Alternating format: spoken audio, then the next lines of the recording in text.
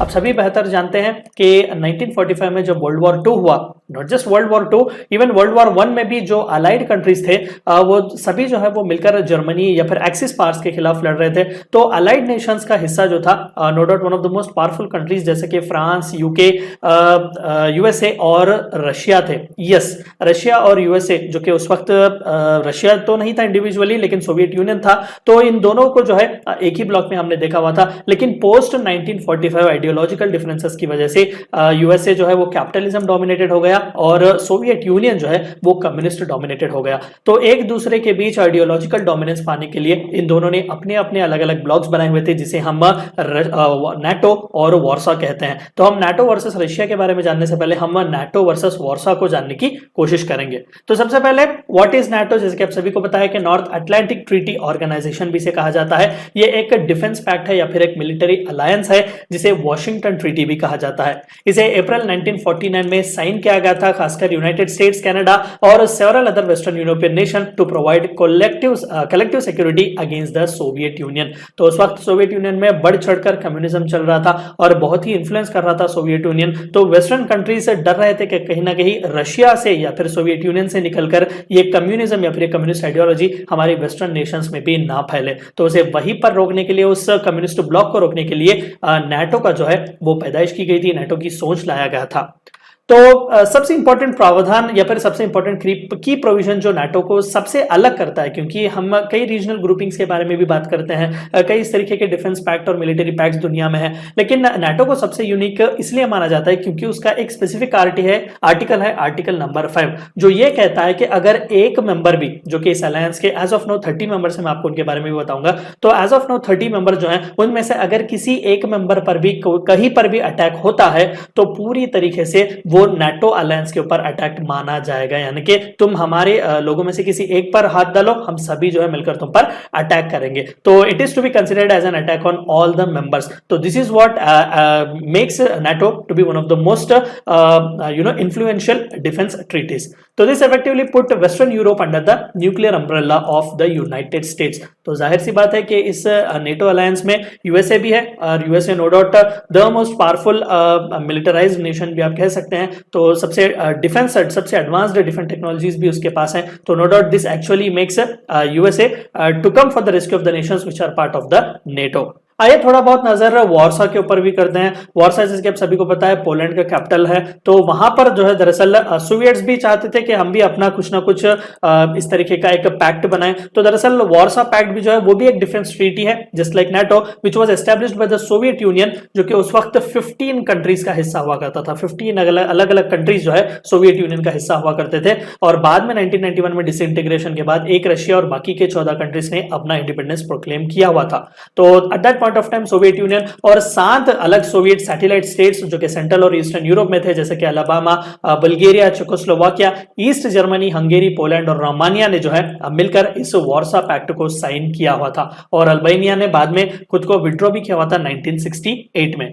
और फॉर्मली इस Warsaw pact को जो है treaty of friendship, cooperation and mutual assistance या फिर वार्सा पैक्ट कहा जाता था, क्योंकि ये पोलैंड के कैपिटल वार्सा में ही साइन किया गया था। और इसे 14 मई 1955 को क्रिएट किया गया था, फॉर्मली इसे एक्सेप्ट किया गया था। और इसका स्पार्क जो है वो immediately after the accession of West Germany to the alliance. आप जब जर्मनी को देखते हैं वो पहले एक नहीं था, 2 हिस्सों में बटा हुआ था। वेस्ट जर्मनी वेस्टर्न डोमिनेटेड था, वहां पर कैपिटलिज्म ज्यादा था, और ईस्टर्न जर्मनी जो था, ईस्ट साइड ऑफ जर्मनी, वो ज्यादातर कम्युनिस्ट आइडियोलॉजी से इंस्पायर्ड था। तो जैसा ही वेस्ट जर्मनी ने नाटो के अलायंस को ज्वाइन किया, इमीडिएटली सोवियत यूनियन और बाकी के जितने भी कम्युनिस्ट आइडियोलॉजी से रिलेटेड कंट्रीज थे उन्होंने वार्सा पैक्ट साइन किया हुआ था। तो सिंस 1955 आप कह सकते हैं कि एक्टिवली कोल्ड वॉर का एरा स्टार्ट होता है। हम सभी को पता है कि किस तरीके से एक दूसरे के साथ लड़ाई झगड़ा ये लोग करने की कोशिश कर रहे थे। कोल्ड वॉर का पूरा टाइम फ्रेम एक दूसरे के साथ डायरेक्टली तो ये कन्फ्रंट नहीं करते थे, लेकिन कई प्रॉक्सी बैटल्स जो है इन दोनों के बीच हुए थे। और कई बार हम क्यूबन मिसाइल क्राइसिस जैसा मैं एग्जांपल दे सकूं तो इसे कई बार वो एक दूसरे के बिल्कुल आमने सामने आकर भी पूरी तरीके से वहां पर डिफ्यूज किए गए थे टेंशंस, और एल्स वर्ल्ड वॉर 3 वहीं पर होने वाला था। तो because of this Warsaw Pact further जो है दुनिया दो ब्लॉक्स में बटी हुई थी। ईस्टर्न ब्लॉक जो कि ईस्टर्न ब्लॉक और वेस्टर्न ब्लॉक, ईस्टर्न ब्लॉक का नेतृत्व कर रहा था वार्सा और वेस्टर्न ब्लॉक का नेतृत्व कर रहा था NATO. And NATO and Warsaw Pact were ideologically opponent and over time build their own defences starting an arms race that lasted throughout the cold war. तो एक्चुअली 1991 तक भी ये प्रॉब्लम चलता रहा।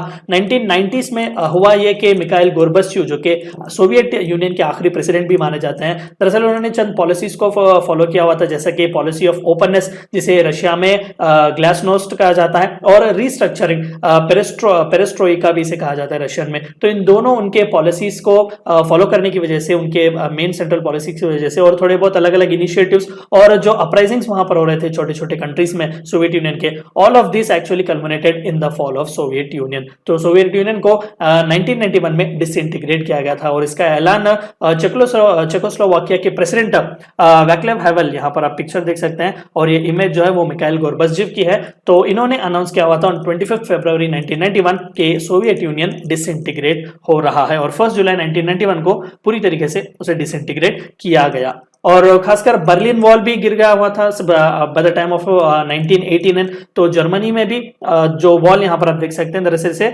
वॉल ऑफ बर्लिन भी कहा जाता है। तो इन दोनों साइड जो जर्मन्स थे, ईस्ट साइड और वेस्ट साइड, उन्होंने इस दीवार को तोड़ दिया हुआ था और दोनों मिल चुके हुए थे।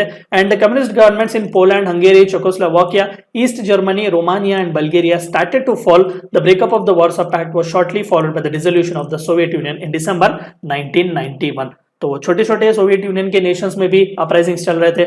जर्मनी का यूनिफिकेशन हुआ था और इस तरीके के मिखाइल गोर्बाचेव के पॉलिसीज की वजह से रशिया का डिसइंटीग्रेशन हुआ और वार्सा जो है पूरी तरीके से हमें इतिहास के पन्नों में कहीं पर गुम होता नजर आता है। और यहां पर हमें मेन जो अभी एज ऑफ नो जो क्लैश देखने को मिलता है, that is between NATO and Russia. और इसी वार्सा को आगे बढ़ाते हुए, इसी वार्सा की आइडियोलॉजी को आगे बढ़ाने के लिए कोशिश करता है रशिया। तो थोड़ा बहुत मैं आपको नाटो और वार्सा के थोड़े बहुत कंपैरिजंस बता दूं। At that point of time 1991 की मैं बात कर रहा हूं एज ऑफ, ठीक है। तो यहां पर आप देख सकते हैं कि कहीं ना कहीं ये जो रेड कलर्ड आप ये जो पिलर देख रहे हैं, ये कहीं ना कहीं रिप्रेजेंट्स वार्सा और जो ब्लू कलर का है वो नाटो।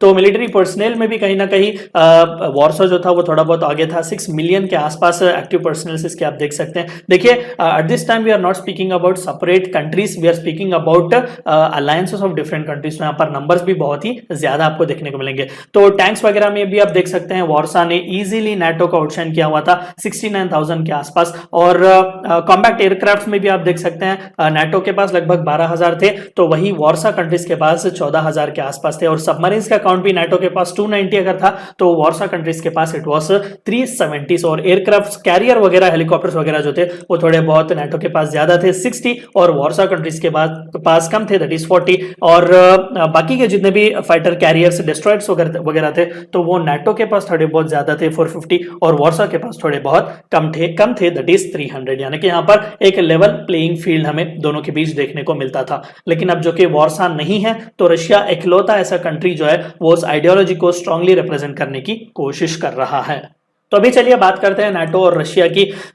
एक चीज फ्रैंकली अगर मैं इस पॉइंट ऑफ टाइम बता सकूं, तो नो डाउट रशिया इकलौता जो है वो पूरे नाटो कंट्रीज का वो उसे फेस नहीं कर सकता, बहुत ही डिस्ट्रक्शन होगा। लेकिन ऑन द सेकेंड लाइन्स अगर रशिया ठान ले कि किसी ना किसी तरह अगर नाटो को डिस्ट्रक्ट करना है, तो वो नो डाउट सबसे बड़ा और सबसे दुखद फेस जो है वो नाटो को दिखा सकता है at this point of time. और थोड़ा बहुत आप यहाँ पर मिलिट्री नंबर्स भी देख सकते हैं, number of military personnels in NATO countries और Russia as of 2021।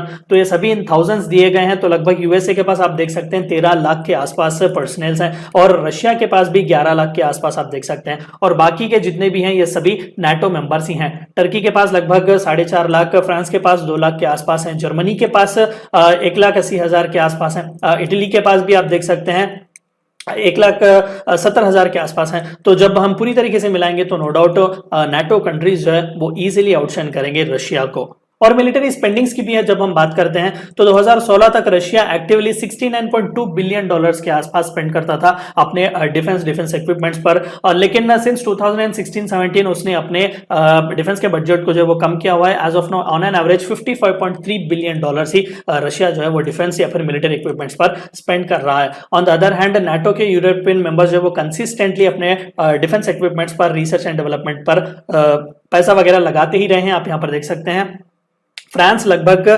56.3 billion, Germany 43 billion, UK 48.3 billion, Italy 28 billion के आसपास और rest of the Europe 24.4 billion के आसपास, नॉर्वे 6.3 बिलियन के आसपास और टर्की कहीं ना कहीं 19.6 बिलियन के आसपास जो है वो पैसा खर्चा कर रहा है। तो यहाँ पर 1 country is to 1 military alliance है अगर हम कहें तो नो डाउट नाटो यहाँ पर भी इजीली आउटशाइन करता है रशिया को। और मिलिट्री माइट की अगर हम बात करें रशिया की, ऑफ कोर्स हमने थोड़े बहुत मिलिट्री पर्सनल्स की भी बात की, तो लगभग टैंक्स का अगर हम बात करें 12960 टैंक्स रशिया के पास हैं, एयरक्राफ्ट कैरियर एक हैं, डिस्ट्रॉयर 16, सबमरीन 62, रॉकेट प्रोजेक्टर्स 3860 और आर्मर्ड व्हीकल लगभग 27038 हमें देखने को मिलता है। और एयर पावर भी खासकर जो fighter jets, dedicated attack jets वगैरह हैं वो 4163 के आसपास हमें रशिया में देखने को मिलते हैं। लेकिन ओवरऑल अगर हम नाटो का देखें तो नाटो यहां पर भी ओवरऑल, क्योंकि यहां पर अगेन मैं आपको बता दूं रशिया एक इंडिविजुअल कंट्री है लेकिन नाटो वो पूरी तरीके से एक डिफेंस पैक्ट है, एक मिलिट्री अलायंस है कई देशों का, लगभग 30 कंट्रीज का। तो वो इजीली आउटशाइन करता है रशिया को, चाहे वो in terms of man power भी क्यों ना हो, फाइटर जेट्स वगैरह क्यों ना हो। यहाँ पर आप इजीली देख सकते हैं कि एरियल रिफ्यूलिंग के यूनिट्स उनके पास कितने हैं, टोटल आर्टिलरीज कितने पास हैं, डिस्ट्रॉयर्स कितने हैं उनके पास, और कंबाइंड बजट वो कितना रखते हैं, ठीक है। और टैंक व्हीकल्स उनके पास 1500 के आसपास हैं, अटैक हेलीकॉप्टर्स भी 136 के आसपास हैं, रॉकेट आर्टिलरी 296 हैं,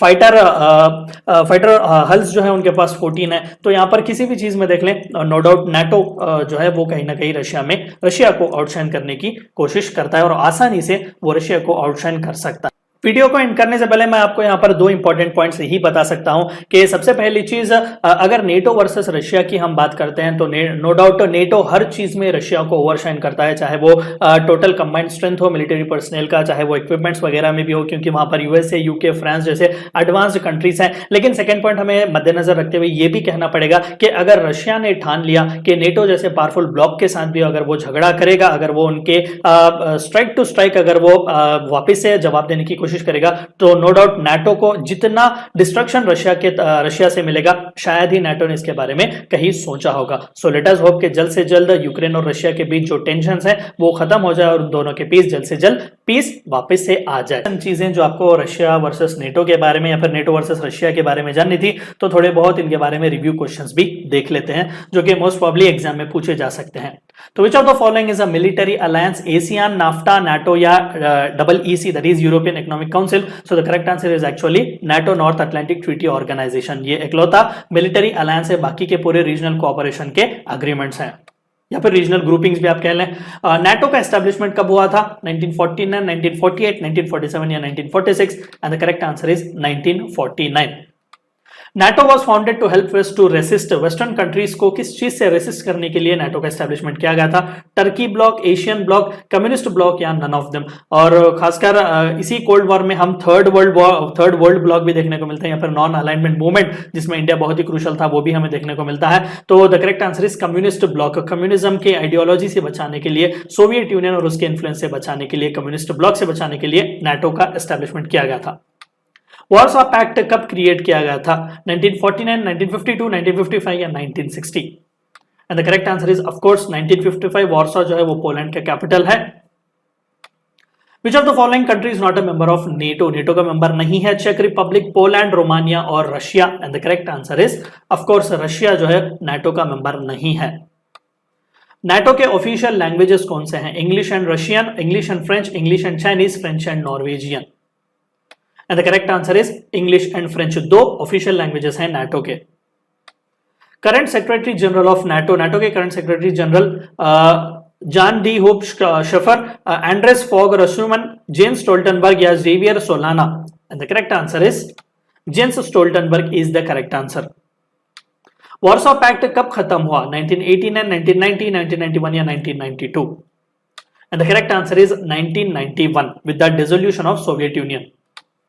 latest country to join NATO, NATO join करने वाला सबसे latest country Slovakia, Croatia, Montenegro या फिर North Macedonia. And the correct answer for this is actually North Macedonia, जो कि 2020 में ज्वाइन किया होता है। यहाँ पर आप देख सकते हैं अल्बेनिया, ग्रीस, बल्गेरिया, सर्बिया और कोसोवो के बीच में एक छोटा सा कंट्री है। Last president of the Soviet union, Soviet union के आखिरी प्रेसिडेंट कौन थे जो कि 1991 में डिसोल्यूशन के टाइम फ्रेम में थे? Boris Yeltsin, Mikhail Gorbachev, Vladimir Putin या Dmitry Medvedev. And the correct answer here is of course Mikhail Gorbachev. अगर आप एक डिफेंस एस्पिरेंट हैं और SSB interview, NDA, CDS, AFCAT जैसे एग्जाम्स के लिए प्रिपेयर कर रहे हैं तो आप एसएसबी क्रैक एग्जाम्स के कोर्स को चेक करना ना भूलें। आप हमारी लर्निंग एप्लीकेशन को गूगल प्ले स्टोर से भी डाउनलोड कर सकते हैं।